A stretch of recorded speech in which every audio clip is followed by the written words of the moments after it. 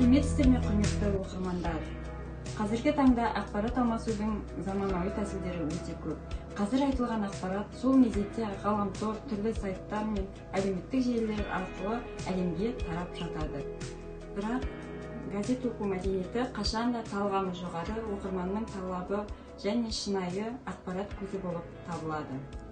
Республикалық облыста шығатын басылымдар арқылы өңірдегі болып жатқан оқиғаларды, аудандық басылымдардан ауылдың тыныс-тіршілігін, жаңалықтарды оқып біліп отырамыз.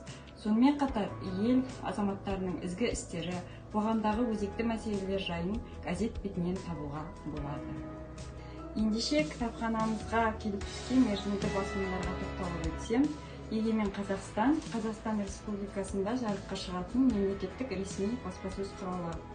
Басылым негізінен ресми ақпараттарды, жаңадан қабылданған құқықтық актілерді және де басқа да ақпараттарды жариялайды. Жауапты іс, сауапты іс мақаласы бойынша мұнда мемлекет басшысы Қасым-Жомарт Кемелұлы Тоқаевтың халықаралық волонтерлер форумында сөйлеген сөзі жарияланған. Орал өңірі газеті Батыс Қазақстан облысындағы қоғамдық саяси газет. Бұл газет облысымызда болып жатқан мәселелерді қамтиды. Бұнда ақын Дариға Мұштанова апамыздың жылқыны жаяу қайырған мақаласы жарық көрген. Бұнда Саралжыннан шыққан республика чемпионы Руслан Әбішев туралы әңгіме өрбітеді. Қазақ әдебиеті ұлтымыздың рухани айнасы, еліміздің әдеби һәм мәдени өмірін жан-жақты қамтитын басылым.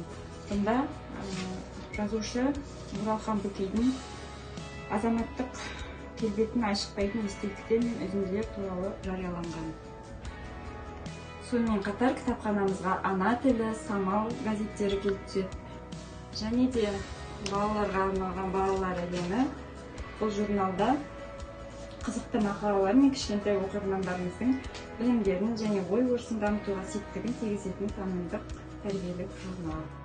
Сонымен қатар кітапханамызға нүктелі беделі қаріп түрінде мерзімді басылымдар келіп түседі. Соның ішінде 6 нүкте журналы айына бір рет шығатын журнал.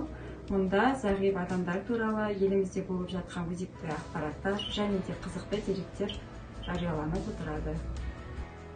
Бұл журналдың ішінде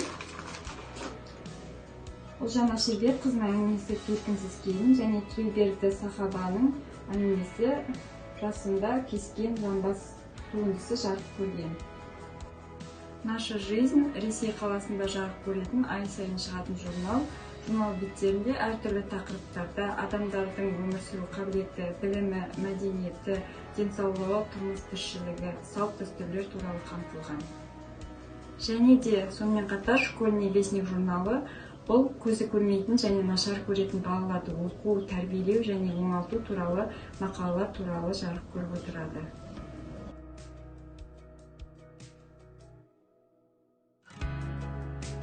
Құрметті оқырмандар, кітапханамызға келіп түсетін жайпақ баспа қарпіндегі мерзімді басылымдар бойынша дауыстап оқулар тыңдауға және нүктелі беделі қаріптегі мерзімді басылымдарды оқуға шақырамыз. Назарларыңызға рахмет.